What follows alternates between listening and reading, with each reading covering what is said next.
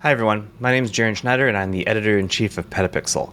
This past week we had a couple of situations arise that are really needing to be called out. So before we get to the podcast, I want to read a letter that I published on PetaPixel for you here. I'll link to it below as well in case you want to read it in its entirety. Earlier this week, PetaPixel made an egregious mistake. We unintentionally showed an embargoed Sony product in a video review of a separate product. We then accidentally published the video review for that embargo product hours before the embargo actually lifted. Neither was intentional or done with malice. That said, we know it harms our peers, so we want to explain what happened.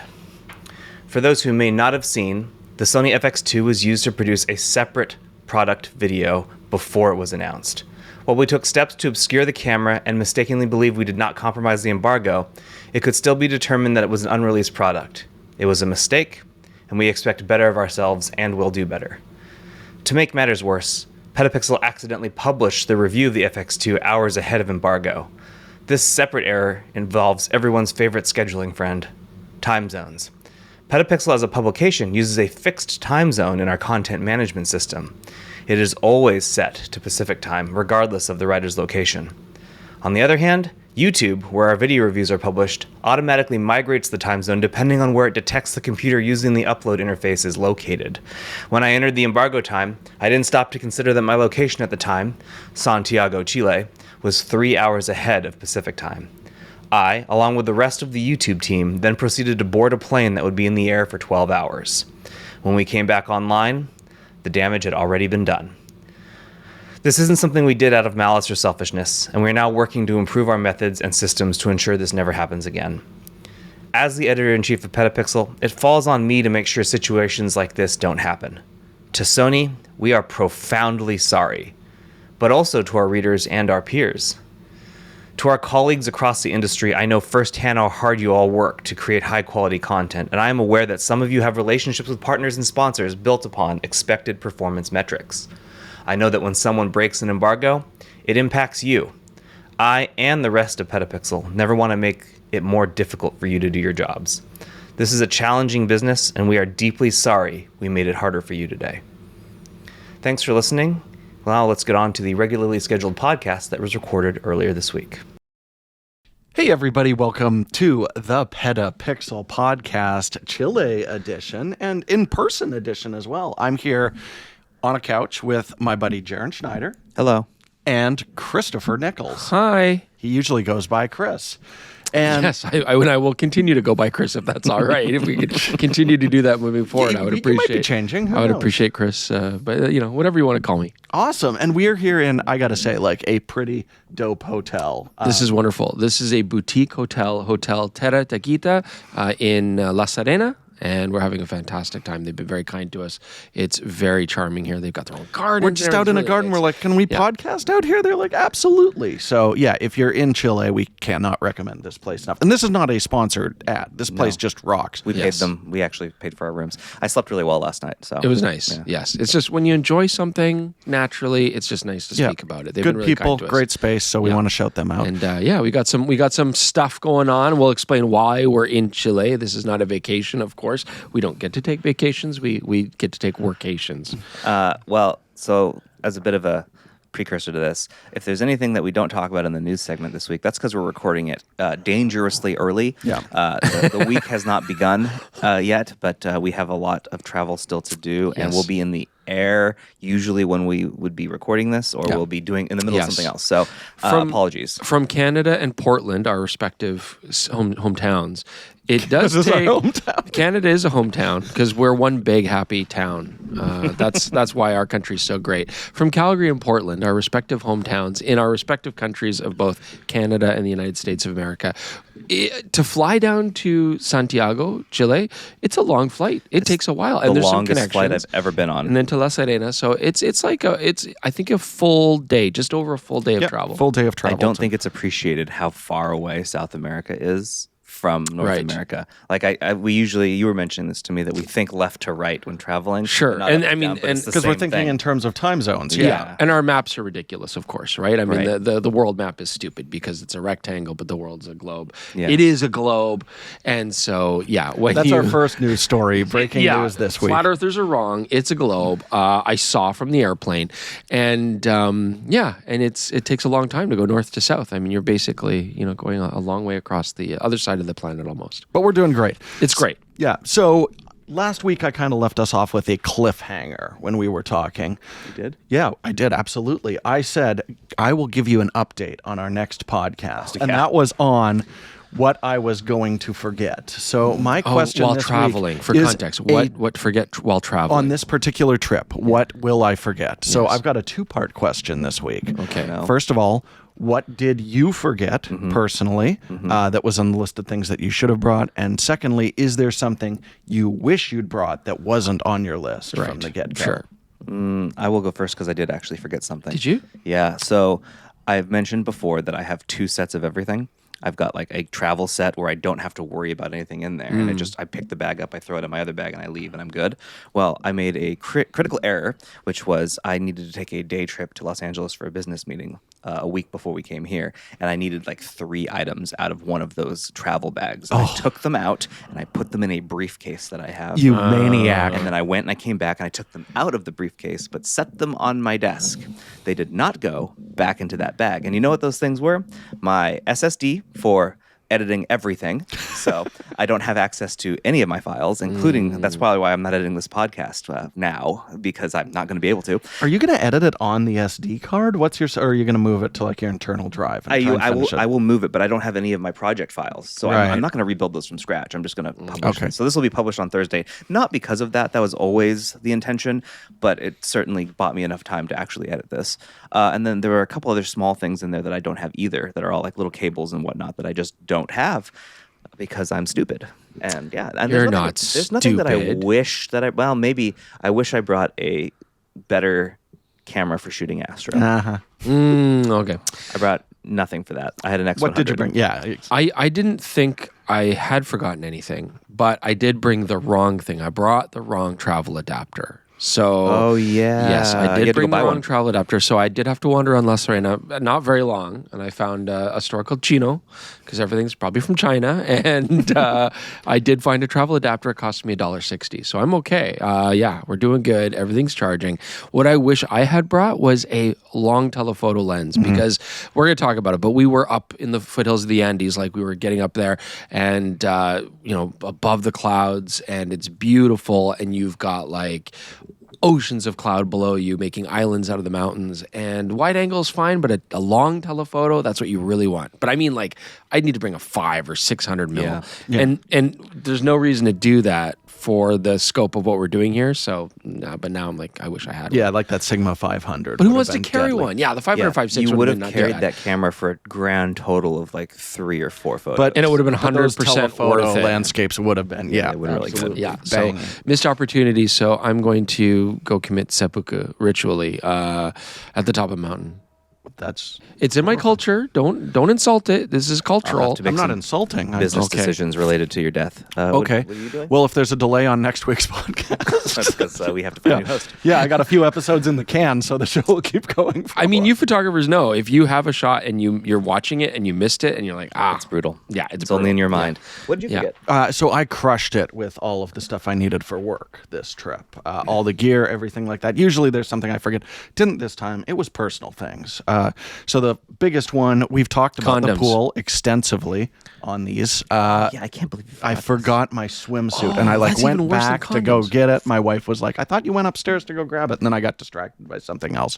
And my hair gel. So you might notice I'm a little less buoyant. Well, you're dry. You're dry. Morning. You're running dry today. Yeah. So Jaren's been helping me out with that. You got to put some for visual emphasis. I decided not to address. He didn't want the 24-hour remix. He wanted the other one. What? Yeah, he's been using a different 24-hour. 24-hour remix is for powerful hair. Yeah. It's a powerful product for powerful hair. I'm running it right now. Yeah, you got to have thick steel cable hair. So otherwise, it's overkill. But you're running dry. You need a little bit of engine oil in that motor there, bud. Exactly. I mean, I've tried the 24-hour remix, and on this trip we had to wear a hard hat, and it feels the same way. Yeah. You having 24-hour remix in my hair, it's just like a solid block. It's like Lego hair. I said, like, do I need a hard hat to them? I'm like, well, let's explain who them is, but do I need a hard hat? Like, I've got this. I don't need a hard hat. It's stronger. Well, you guys are teasing this quite a lot. We'll get to that in the What Have We Been Up To segment. So why don't we start the podcast, get through the news, and talk about why Sony really needs an A7 IV right about now. Right about now.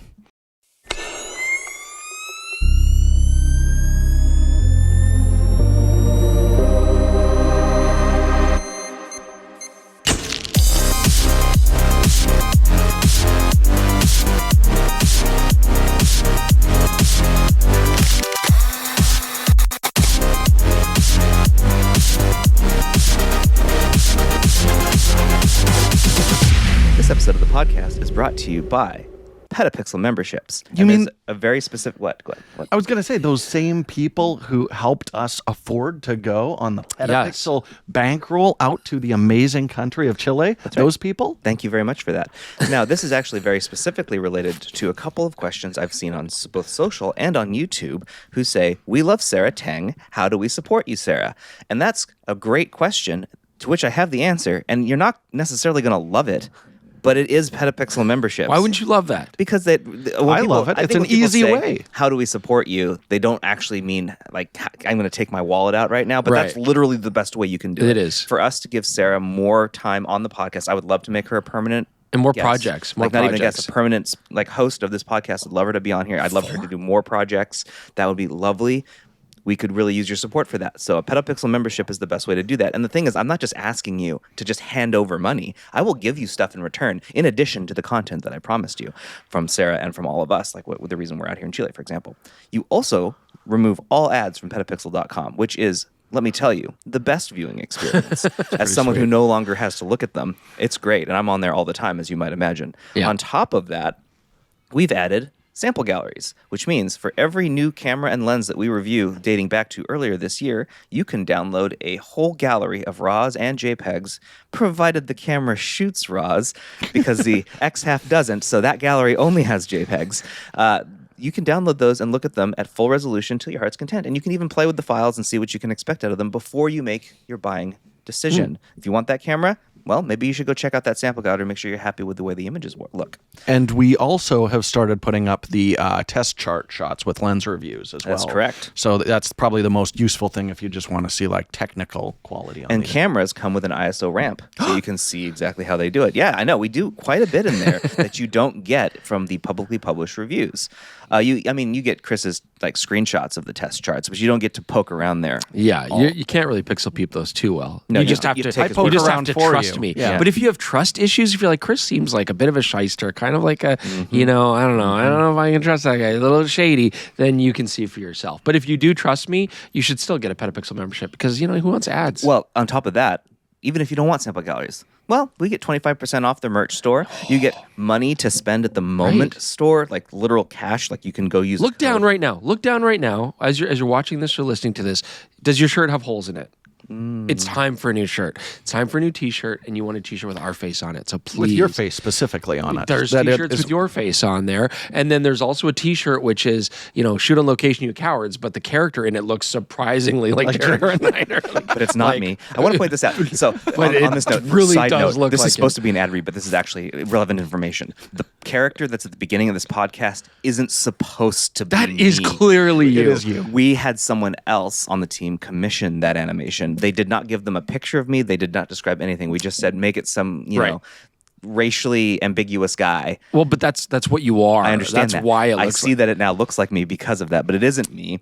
And then also the person on the shoot on location, you cowards, is clearly a white man. That's also not me. But I think it's a combination of the three of us mushed into one human. It could just be that half Asian people in general all look identical. You have pretty the most much. portals in your bedroom. We are so getting that was the so far off. From this Anyways, ad read. that is Jaren. Anyway. And the guy on Jordan's shoot on location's cowards is Jaren. That's not me. They're all Jaren. They're all Jaren. At any Anyways, rate, okay, whatever. It's not me.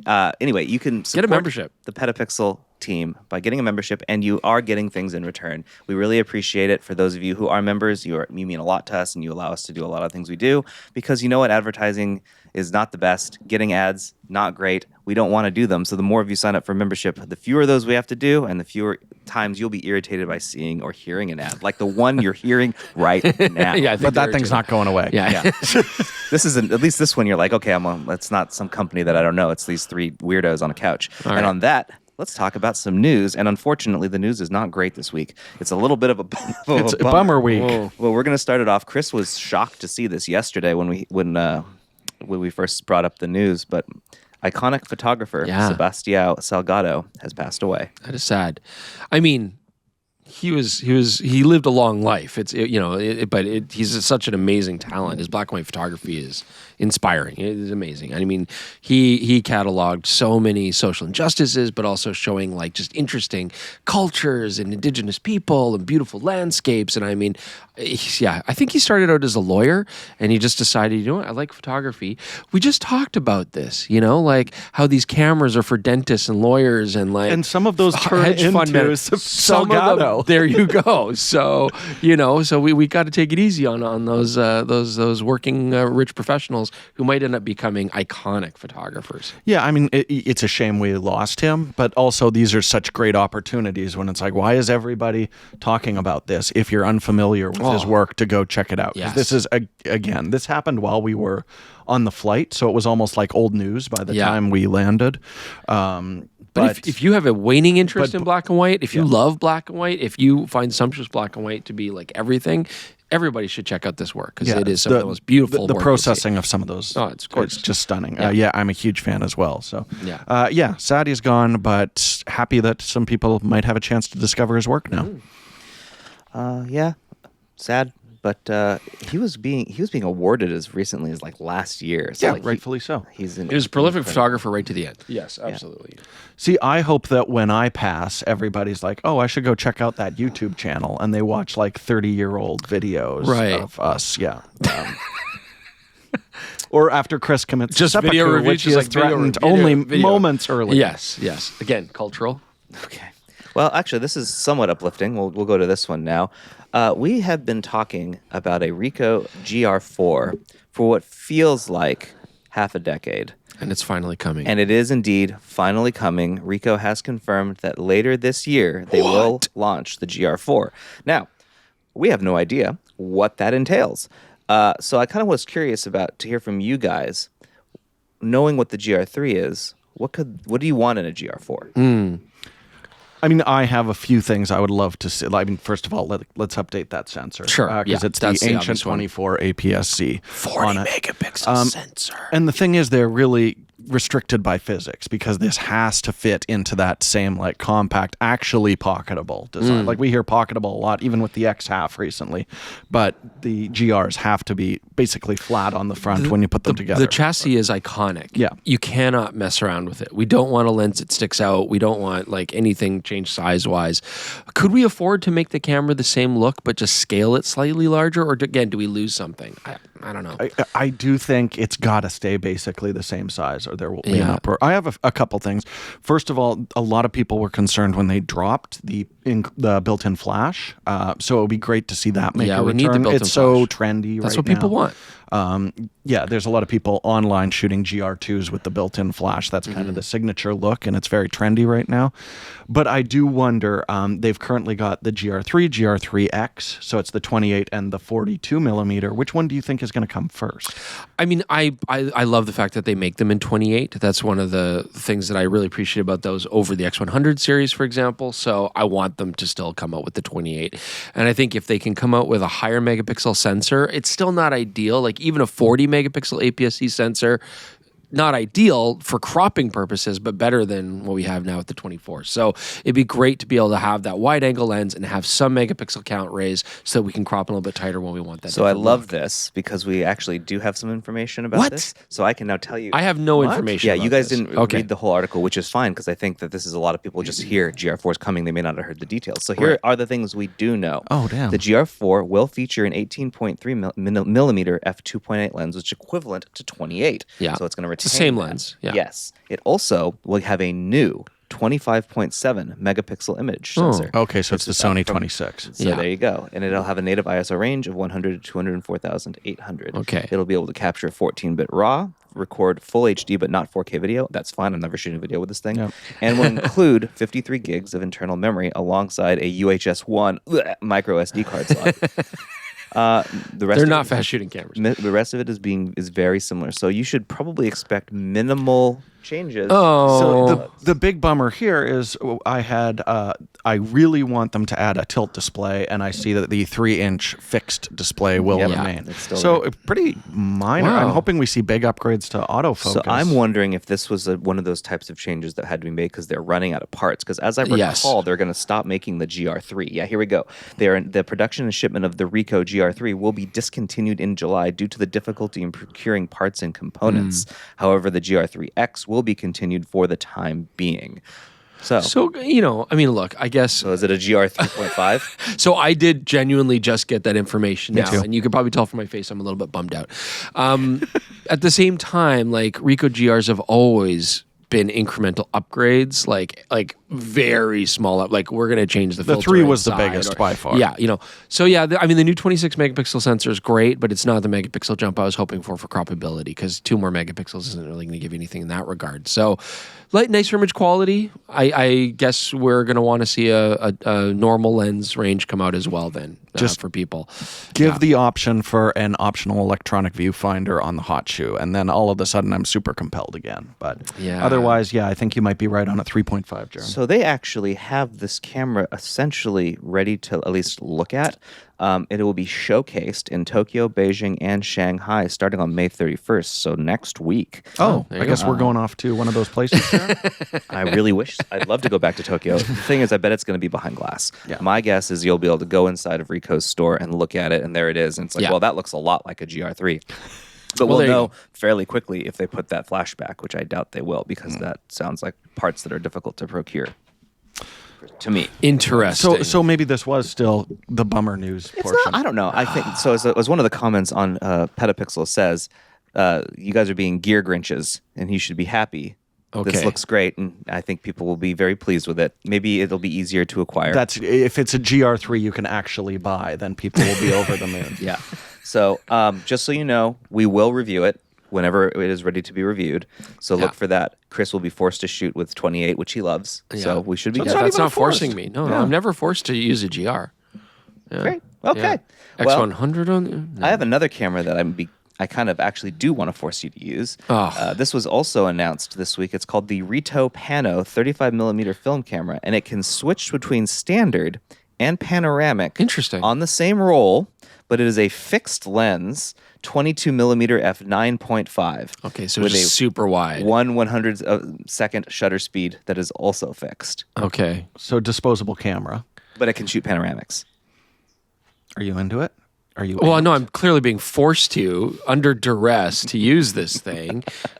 Great. Can't wait. No, But I mean, on who the knows? list of things you don't want to do is this higher. It's not that high. No, I'm looking at the pictures. Sure, I'll do it. It's a palette cleanser. It's a vibe, man. These pictures are sick. I'm they, sorry. though? I think it looks cool. Hey, wide format's fun. It is fun, and even though it's not like, come on, Jordan, you can see them. Yeah, Chris I can't. know that would be fun. I like composing ultra wide. And like, these are a vibe. I love them. Yeah. Put some Kodak Gold in here and just go. Why have aren't you fun. doing this review? You're right. I should do it. You're the film dude. You're right. And you're clearly excited The by it. thing is, and everyone on here will tell you, you're more likable than me. Everyone likes you. Wow. I'm regularly told that I need to leave the podcast. Oh, Jaron, you're Chile's supposed to be making that.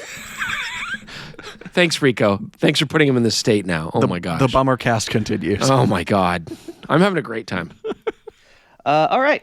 Well, next piece of information is an update on something we talked about previously, and that is Light Lens Labs remade Angenieux lens, which is coming in June, has been priced. Did I say that really weird? Angenieux. It's a P Angenieux, so it's a Angenieux. Yeah, Angenieux, not Angenieux. This is a 50mm f1.5 Angenieux. Z21 remake lens. Now, we talked about this lens already on the a couple weeks podcast. ago. Yes, we were got talking it about priced. I'm excited. It's got a lot of character. Angenieux make fantastic lenses. How much was the lens if you could find an original? I don't know. I feel like it was They're at crazy, least stupid $5,000 to expensive. $7,000. They're super rare. I mean, the Angenieux are very hard to find. It's not that it's not necessarily that it was super expensive. That is expensive for a lens, but also that even if you had the money, finding one was difficult. Yes. This one will be $1,099 and should be reasonably easy to purchase. He does like the Light Lens Lab, that guy. He only doesn't make a ton of them, so the rollout will be slower. But you will at least be able to probably get in line and buy one of these. And again, if you haven't heard about them yet, like the Light Lens Lab lenses. Oh my God. They're basically almost to the like micron, the same designs physically. Like they really try to mimic the glass structure, the type of glass, the coatings, the actual machine work of the lens. So it's basically like getting to own an original. It just doesn't say, the original brand on it, but they're very faithful to the original lenses. And so if you want to have that experience of the older lens and get that exact same kind of look, exact same bokeh, exact same character, this is a great way to do it. Yeah, it was the price that really caught me off guard, because when they said they were doing one, I was thinking about $2,000-ish. So basically half of that. Yeah. So for a fun experience lens, I think that's going to be pretty cool. Yeah. Chris, your review sample has been sent. Oh, yay. So you will be getting it soon. So he will be reviewing this lens, and I think he's actually excited about it. Right? I do. Yeah, I think they're beautiful. I've never gotten to shoot an Angenieux. Growing up as a kid shooting photography, everybody's like, oh, if you can get an adapter and throw some of this stuff onto your Nikon, whatever, you'll love it. It'll be great. And you couldn't get them back then very easily. So, yeah, it's because that was a long time ago. I just got a M to L adapter just arrived. I've actually brought it here because I might play with some M glass on this trip. So I'm kind of thinking maybe I'll shoot that episode on the lens as well, or at least chunks of it. So that might be fun. Cool. All right, last one, and this is where I will play our patented sound. We can't hear it, but you'll hear it as I play it. We have one bit of news about pricing, which is changing due to tariffs in the United States. Nikon dropped an announcement this past week to say that, yes, just like everyone else, they have been forced to raise their prices and will do so in 1 month. This is nice of them to give us at least the time frame. Yeah, the window. June 23rd, 2025, their pricing will go up. So if you've been sitting on the idea of buying something, buy your Nocts now. If there's a rebate that is currently out there, which I'm looking directly in the lens because I'm fairly certain there is currently one available. Get those Z5 IIs now. You should do that. I know, and don't go into debt for it, but if you're on the fence, now's the time. And you're like within a month or two of having pulled the trigger, and you're like, should I get a Z5 II? Yeah, do it. I kind of wish I had a Z5 II on this trip, to be honest with you. So yeah, here's the statement from Nikon. At Nikon, we remain committed to providing the highest quality imaging products and value to our customers. Due to the recent tariffs, a necessary price adjustment for products will take effect on June 23rd, 2025. We will be carefully monitoring any tariff developments and may adjust pricing as necessary to reflect the evolving market conditions. I do believe this pricing is designed for only the United States. However, I doubt it. Canada gets their shipments after they've landed in the United States, it will also increase Canada's price. So we'll see. Yeah, I'm sure. I mean, again, basically what this means is the entire industry is going to do this, which we knew, but I mean, we're just seeing confirmation. So assume that if a photographic company hasn't raised their prices yet, it will happen shortly. Yeah, I mean, who's left? Panasonic and Ricoh, I think, haven't made an announcement but yet. They will. But it's going to hit everyone. Yeah, so that's just the way it is. Yeah. So there you go. And that's the news.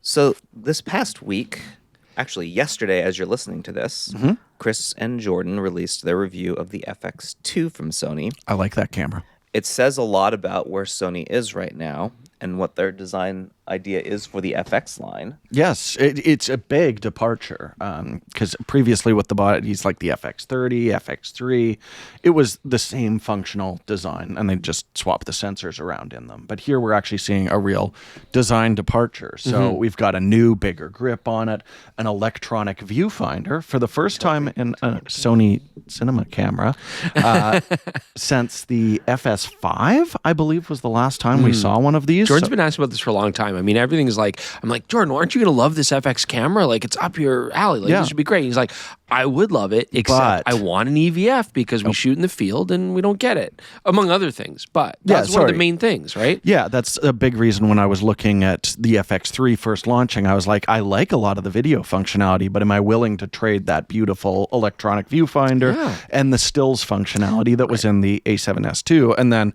Sony's saying like, look, we've now got a camera designed for on-set photographers. But there's a weird quirk, and this is what Jaron, I think, is kind of teeing up on it, is that this camera design that I love with autofocus that was basically bulletproof.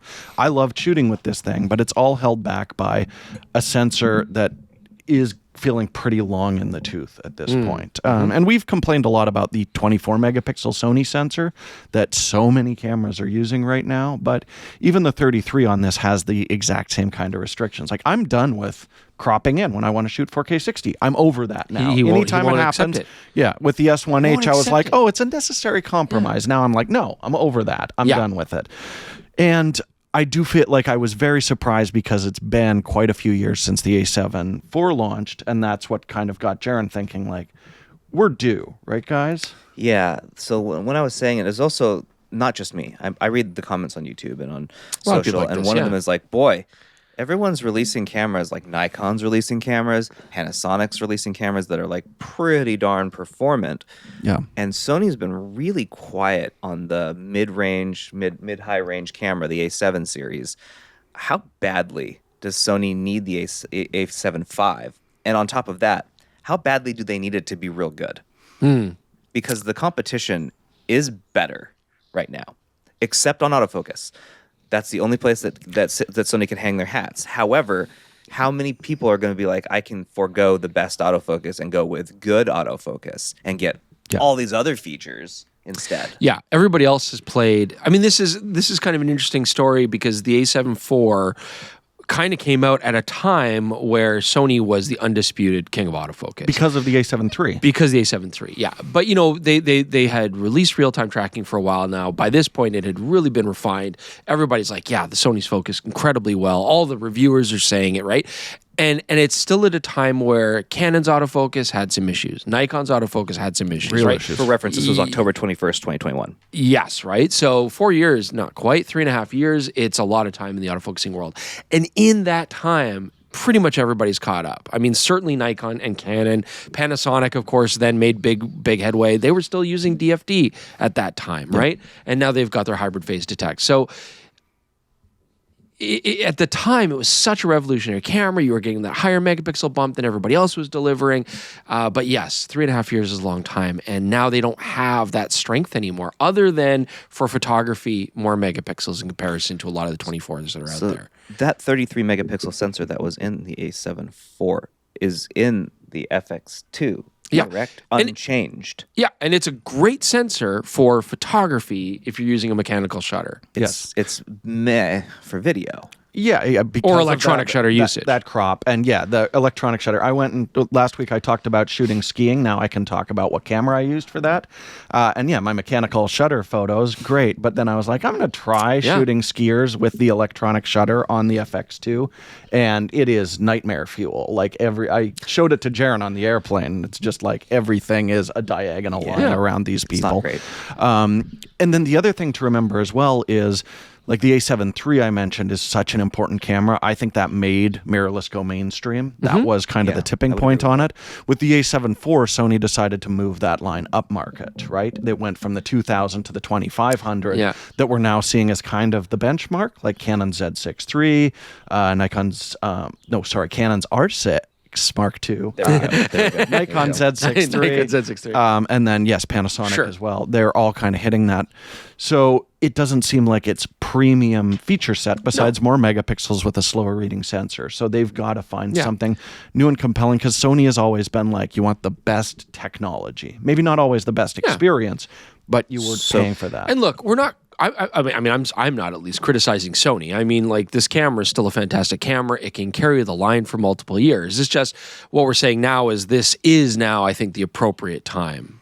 And there's a lot more competition. Yes, but my question is then, if they had a sensor that was capable of being what I think the A7 V needs to be, why isn't it in the FX2? Cost? Yeah, I think that's exactly it. But it's an FX series camera. You can charge more. You're not going to be able to charge more for an A7 V. Yeah, I think they wanted... Well, I can only say what Sony said when they briefed me on it, but they said we wanted an entry-level full-frame option because if you're buying into Sony for the glass, there's quite a few options in APS-C, but it's not nearly as well fleshed out. Yeah. And it is less expensive, especially, remember, the FX3 is about to jump in price. We've seen a lot of comments like, look, the $2,700 isn't that much less than an FX3, but it's going up. And this is the post-tariff pricing on the FX3. Yes. I mean, let's keep that in mind too, right? The pricing is wild right now. That all being said, we've got a Nikon Z6 III, we've got a Panasonic S1 II, right? These cameras are now right now, doing a great job. These cameras are now using the partially stacked sensor, and Sony actually hasn't done that yet, which is funny. Should they partially stack the 33? They have a big part in making their sensors. Yeah, so I bet you that's what's happening. Also remember, like, this stuff doesn't happen overnight. It's not like an engineer can say, hey, we got a great idea. 4 months later, it's coming out the factories, right? These things take years to plan and develop. About 3. So that's why we're due. Yeah, we're due. And they might actually be like having something coming out. Who knows, right? We haven't heard anything yet. But partially stacked would make a lot of sense. That seems to be the rate. Partially stacked 33, I would be all about. That's I like the 30 to 40 range. 40 is my favorite, but 33 is, to me, significantly better than 24. Sure. 24 is just too low for me now. I know a lot of folks are like, it's plenty. I don't know. I like a little bit more. I want some wiggle room with my crop. And Sony does like to do this. I mean, as their sort of modus operandi, they really like to sort of be like, well, look, we make a lot of the sensors. We have the access to the technology. They like to make sort of big leap and then rest on it for a bit while everybody else sort of does a catch-up game and kind of does other things. And then they're like, okay, now here's the next one. Boom. So I don't know that Sony would make a camera that competes.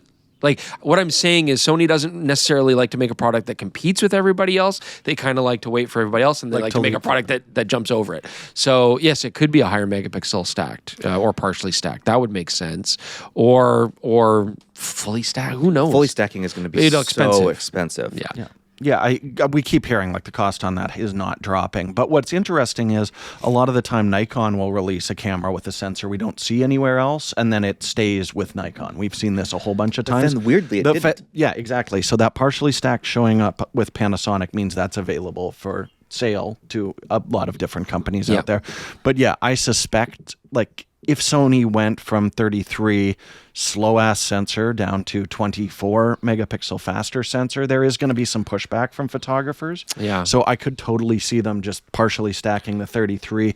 Now they can say, look, not only is ours as fast as the competition, but it's higher resolution. Yeah. Mm-hmm. That would be really interesting. But if that does happen with the A7 IV and it comes within, it's due, then I'm going to be like, man, I wish they'd held the FX2 for that. Because it's just not an ideal video sensor. Yeah. I mean, if we want to be pessimistic, the other way that we are this episode. The other way that we could look at it is with the tariffs in place and the uncertainty and rising costs, does it make sense to come out with a very expensive camera, right? So the A1 Mark II, sure. I mean, the not available in the United States. No, and already people are like, well, it's way too expensive. So the pessimistic way of looking at it is that Sony might be conservative with their camera. Yeah. If they make a new version, maybe it will be a very incremental upgrade. In which case, I mean, again, it's not that it's going to not compete with everything else out there, but maybe they aren't going to leapfrog. So who knows? It's all conjecture. Yeah, we're all just kind of wondering and spitballing. My concern based on what we've said here is we're going to see the same thing we saw with the S1 too, where it's like, okay, this is like your mid-range body, but that is now at $3,200. And if we do see something like that from Sony at a time when prices on everything are going up, there's going to be some pushback for sure. But one other thing I just wanted to touch on while we're saying why Sony needs this right now that I kept going back to with the FX2 is the A7 IV doesn't have the AI chip.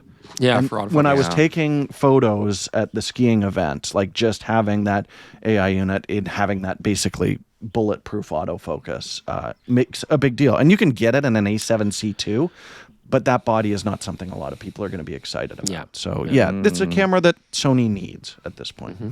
But I do think that you make a very valid point, Chris, that Sony will see the current economic climate and think, we have enough products on the market right now. We have pretty much market dominance.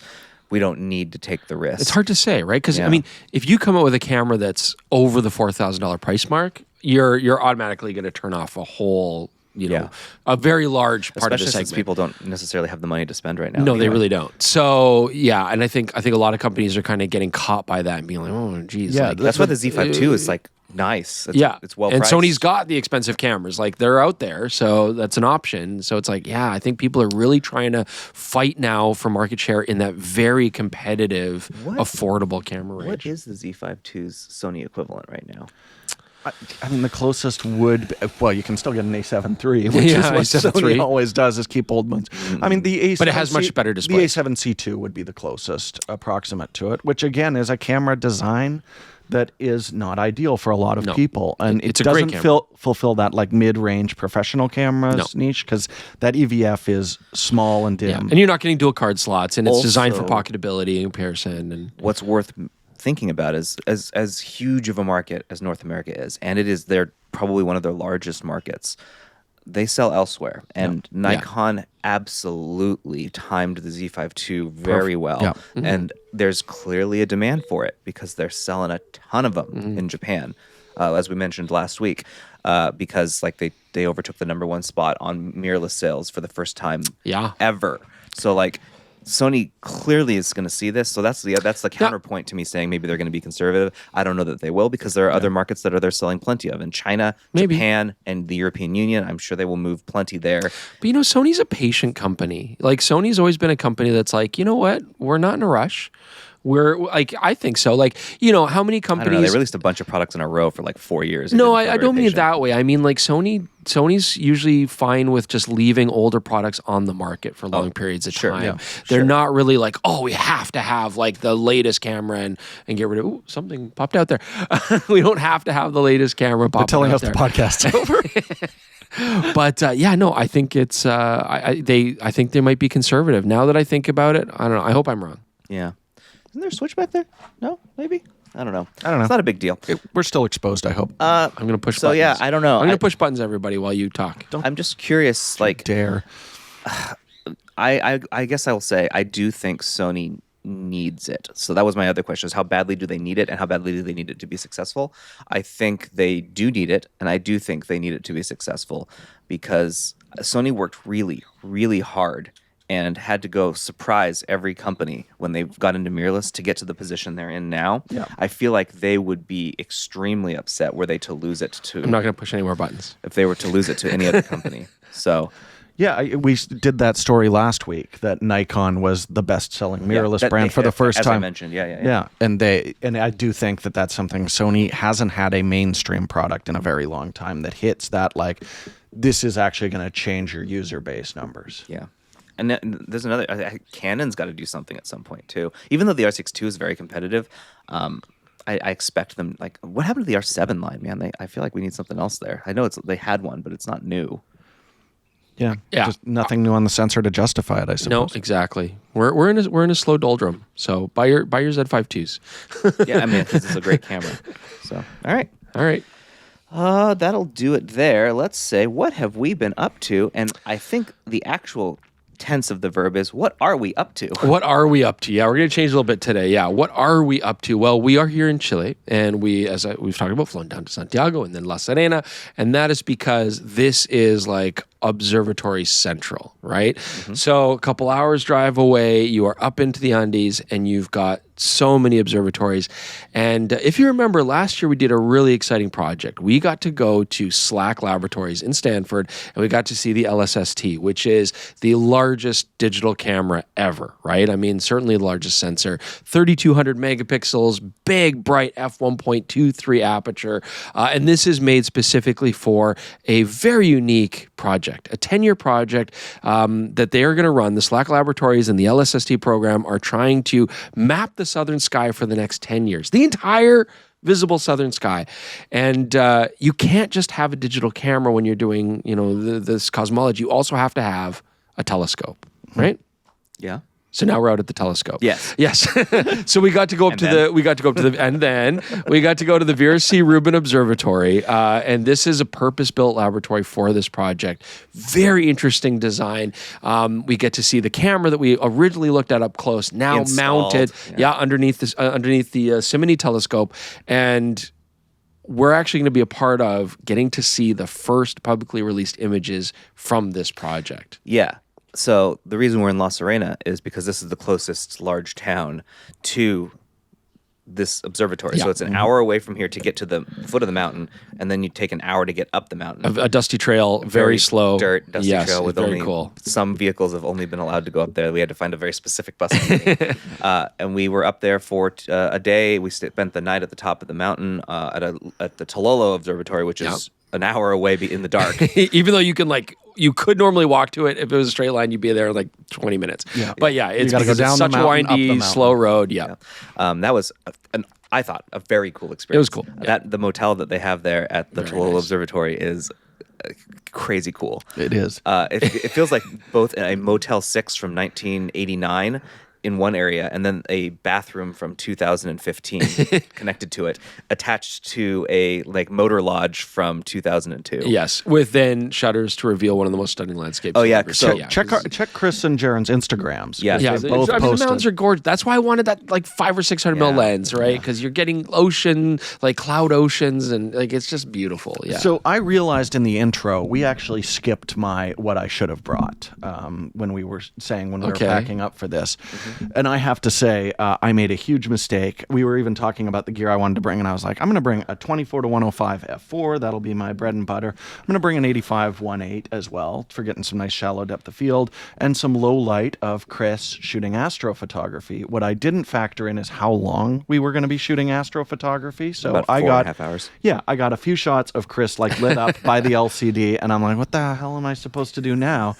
I should have thrown an Astro lens into the bag and shot it as well with the S1 II. That was a huge mistake because we had an L mount wide, the 18 millimeter, but it was on Chris's camera. So colossal oversight on mine. But yeah, at least we got those 5 shots of Chris illuminated by the viewfinder on it. But beautiful looking night at sky. it with my bare eyes, I have never seen the stars this clear. Yeah. before. Oh yeah. No, it was an incredible experience. You're looking at the we lucked Magellanic out with Cloud. the weather. So Magellanic Cloud with your bare eyes. You could see nebula, right? It was beautiful. Well, yeah, absolutely. It was amazing. Yeah. Milky Way, of course, is gorgeous. What's crazy about it too is there's still light pollution.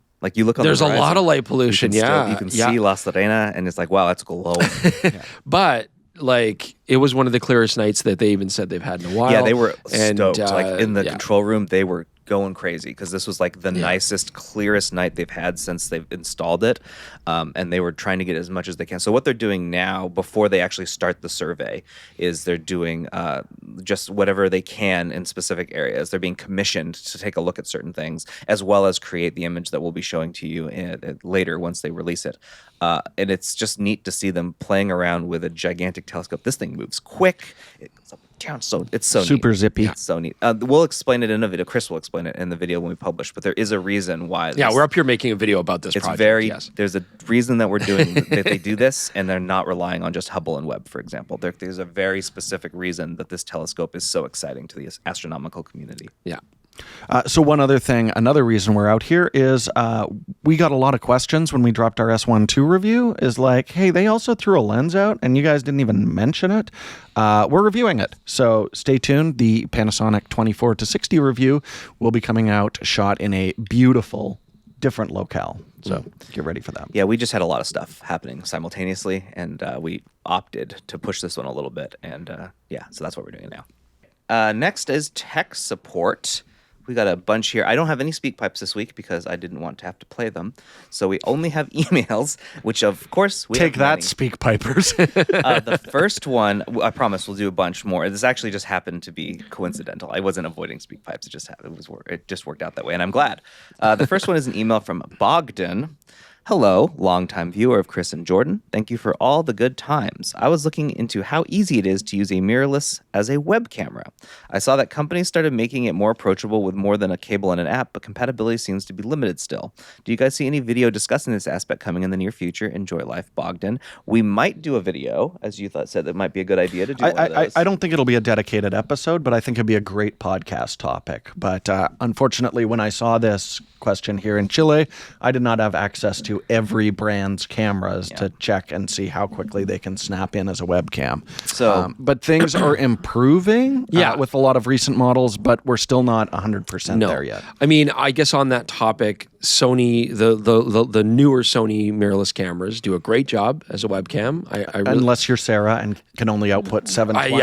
I don't know what's happening there. I mean, it's weird. But I use them for our podcast in most cases. The A7R5 has been great, and I mean, you just plug it in and it tells you like, oh, are you ready to live stream? And it gives me a 1080 feed, and I don't need any apps, and there's nothing. And then Panasonic, the latest cameras like the S1 II, the S1 IIR, they also have this functionality. So anytime you can get away from having to use an app and just have automatic webcam, it is really nice to have. Yeah, So, we still recommend our guests use a capture card just because some of these USB utilities can be so incredibly inconsistent. Yeah. That's what I'm still doing. But I do think, this is a great topic for running through a whole bunch, and then maybe I will just directly hardwire a camera in, because it'd be great to be able to charge it and tether with one cable, as opposed to the rat's nest I currently operate. So I guess the answer to that is stay tuned. Yeah. Jim S. says, "Hey, PetaPixel pals. First time, long time. Thanks for the great reviews and for taking questions like these. I had 2 semi-related questions about how the contacts between the lens and the camera work. The first is around freelensing or lens whacking. By the way, I've never heard lens whacking. I've heard I've heard freelancing. lens whacking. Never heard lens whacking. That's great. I like that one much better. Yeah. There was 6 months where it was all over. We were talking about it before. In the Vimeo days, lens whacking was hot. Yeah, especially for video work. Well, he says, I've played around with this a bit and had some very fleeting success with it. Is there a lens type that's best for this, or some ill-advised way of maintaining electrical contact between the lens and the camera such that I could still control the lens while lens whacking? I'm not a huge fan of whacking my lens in this regard, because I feel like it is still very inconsistent. You can't necessarily rely on it, right? In a lot of cases, you're relying on some company to have reverse engineered the sort of communication system from the body, chip it and make it work with a lens, or through via an adapter and stuff like that. And so I don't know. I don't love it. We've played with a lot of adapters over the year. Usually EXIF data is easier to transmit because you're looking at entering values into tables, but autofocus is not always functional. Yeah, and it doesn't make any sense if you're... So just so people understand, when we talk about lens whacking or freehanding, it's where you're holding the lens and you're trying to approximate the correct flange distance while you're taking photos or filming video. So I've seen definitely some like homebrew solutions for actually keeping a connection from the contacts on the body out to the lens while you're freehanding it, but nothing that's commercially available, so nothing that I can really speak to for that. It is a very weird look, but what you do want to do is generally SLR lenses with a mirrorless body, because then you've got that big difference. And you're really just eyeballing it. And it can be like... That's lens whacking? That's lens whacking. Yeah. Oh, I hate that idea. So terrible. I thought we were just like modifying one brand to another. Never mind. No. Horrible idea. No, and lens whacking, stupid. Don't do it. That's why freelensing and keeping contact, I don't think that's can you do that? No.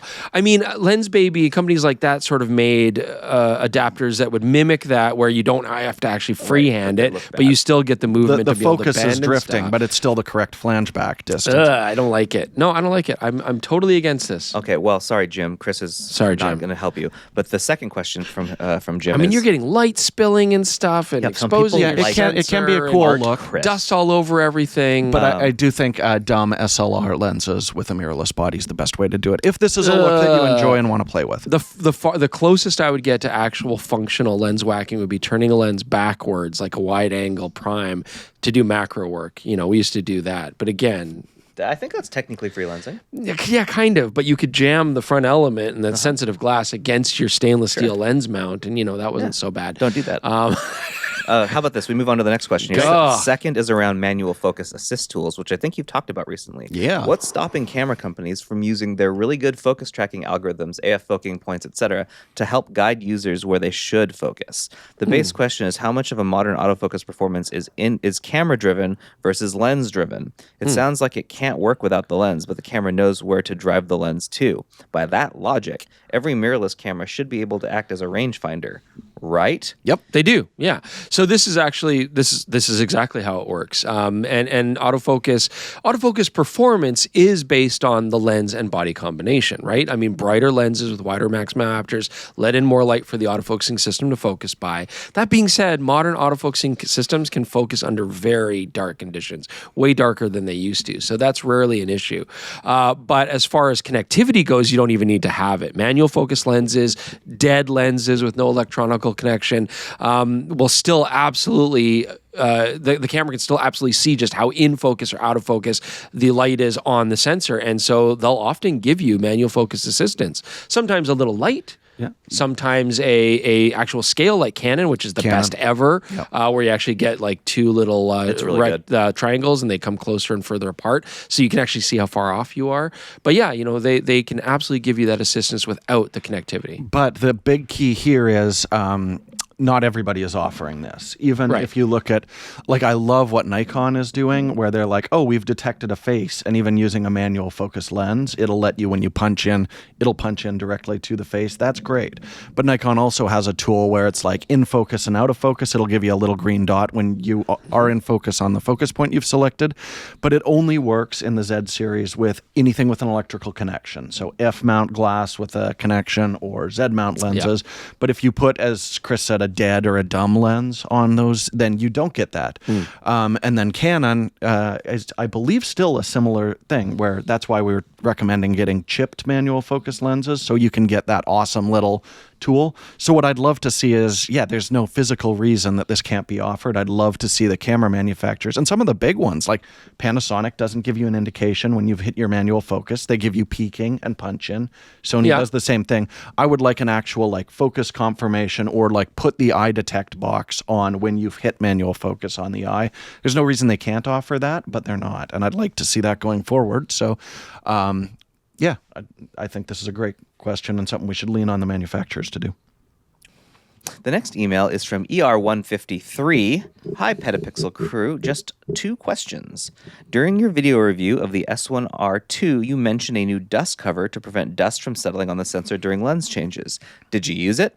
I'm curious because I noted a fair bit of dust on the sensor in that latter part of your video review. If you used it, it seems to suggest it wasn't very good at its job. Hey, Chris, what did I point out to you on the mountain this trip?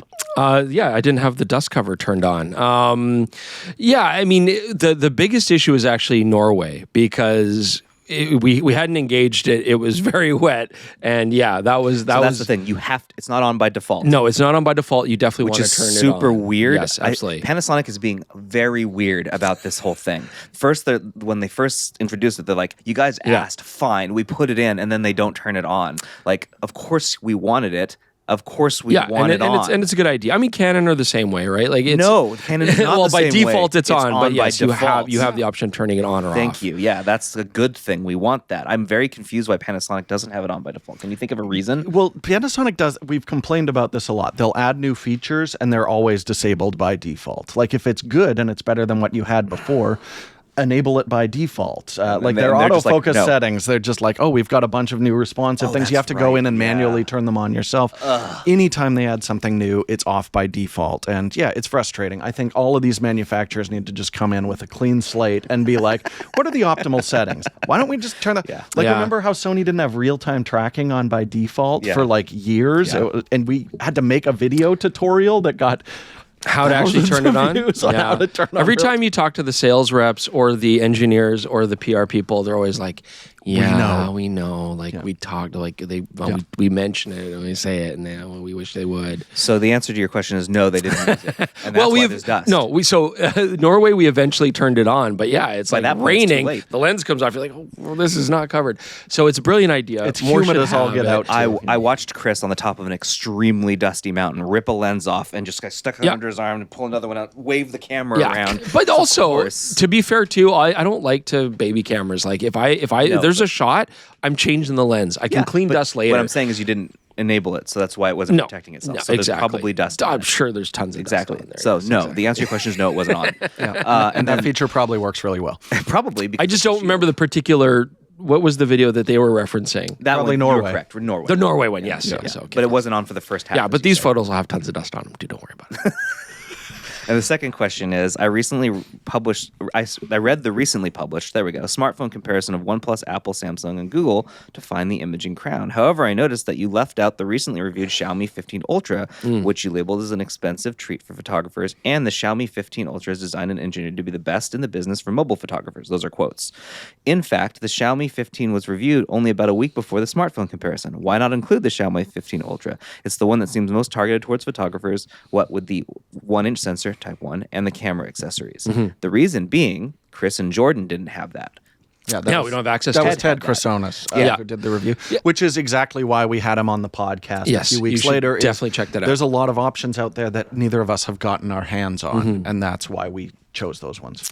Precisely. So, like, we have a larger team. So Chris and Jordan don't necessarily touch everything that everyone on the team touches. Yeah. And Ted specifically has relationships with a lot of these companies that aren't shared across the whole company. And I encourage that because those companies are comfortable working with specific people on our teams. So I'm not lording over all of the stuff that they do. And honestly, from just an actual viewer having to internalize a lot of the information, I think a lot of people, if you start adding in like 4, 5, 6 products, like it's too much. It's too much. I think it's definitely better to like focus on 3 or 4 at the most, really talk about those. And even then it becomes very close to untenable. Yeah, if you look at the release dates, the OnePlus is the one that we included because it was out there long enough for us to actually, because with smartphones, you got to shoot a pile of images. We'd had it long enough that we could actually make some If it's like, hey, you're going to get this in 3 days, put it in, no, it wouldn't be You right. can't do a No, it smartphone wouldn't be review right. in a short time frame. We're also very North America biased on a lot of our smartphone coverage. Sure, Right now. And sure. we know it's a hole, and we're sorry. Moving on. This is an email from Ophelia Gona.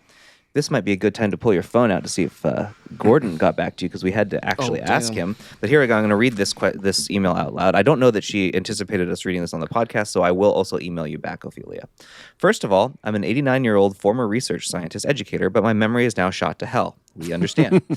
Okay, now for the reason for this communication. Back around 1990, I had a digital camera that used floppy disks. As I remember, it was angled at the bottom and did not look like a Sony. The brand name Logitech keeps coming to my mind, but I can find no evidence on the internet that Logitech makes such a low-cost camera. My question is, do you know of brands other than Sony, Panasonic, and Kodak that were low-cost digital cameras that used floppy disks? No. I don't.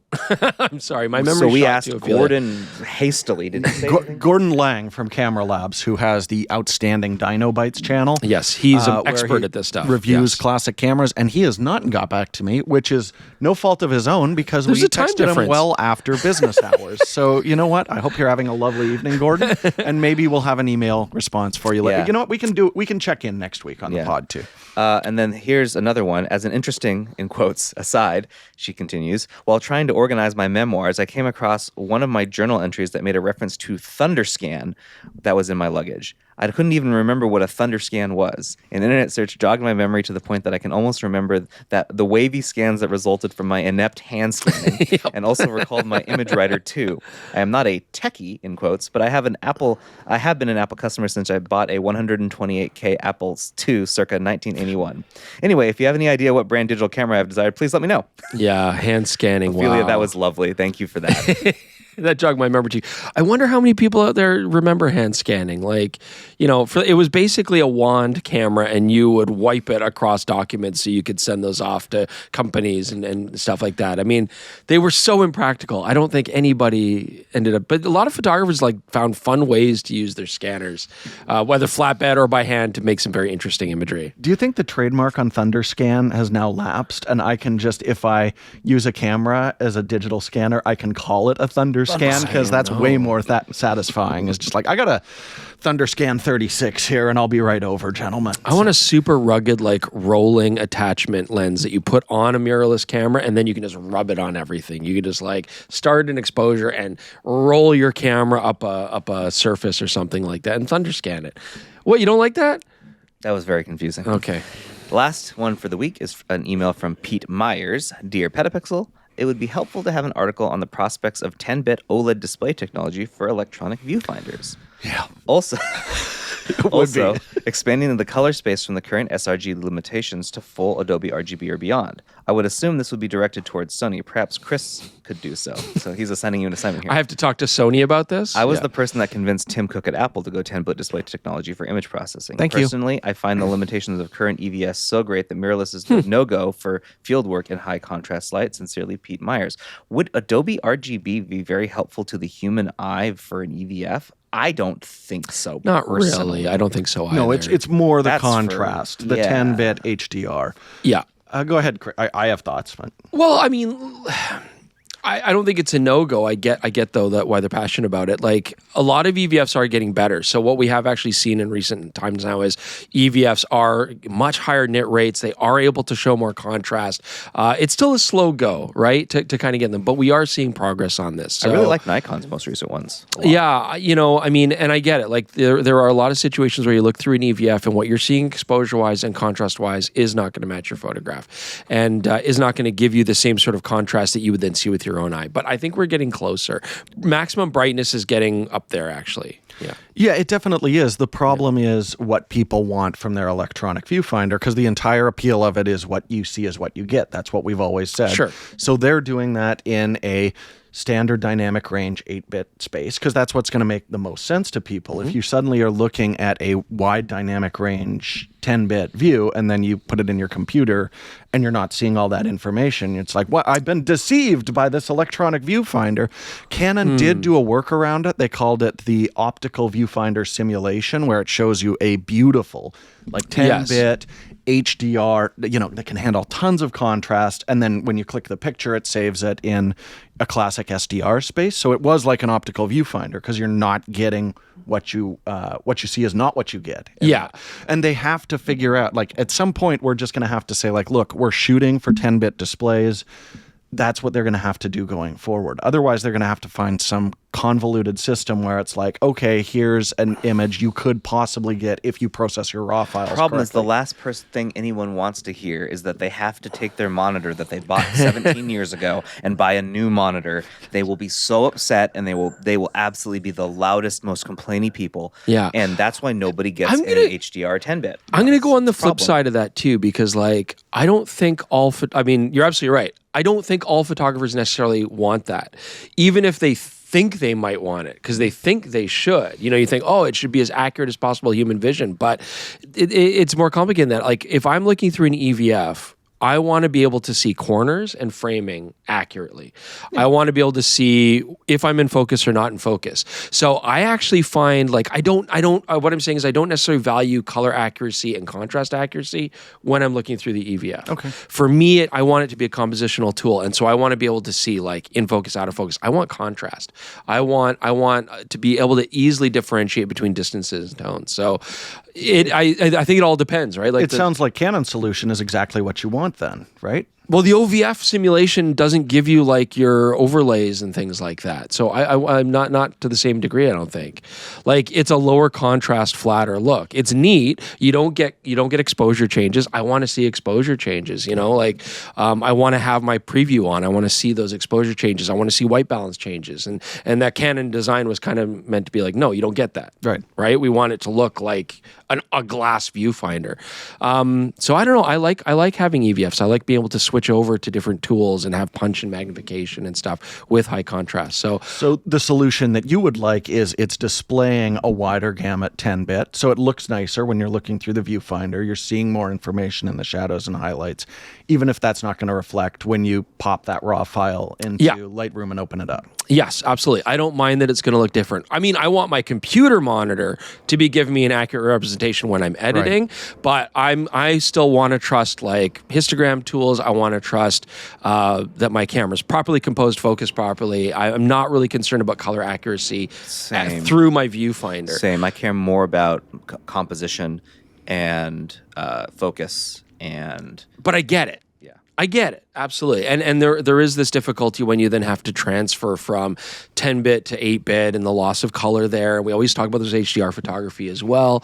And there's no right or wrong answer. I mean, it all depends on what your final output is, you know, All right. This is a slightly shorter episode, but that's fine. We're going to move to the feel-good story of the week, and I want to say thank you to Paul for emailing me this, because this is a very good feel-good story, and I had none for this week, so this is great. He sent a Facebook reel, but I have a TikTok here from Ann Hootie, who had purchased a digital camera from a thrift store and went to take a few pictures, realized that it said SD card full, and that is because there was well over 1,000 pictures still in that camera. And then he went and did all of the legwork to find the people, met them, and took a picture with them. Mm-hmm. And now they're friends, and that is awesome. Very cool. Yeah. I got nothing. That's great.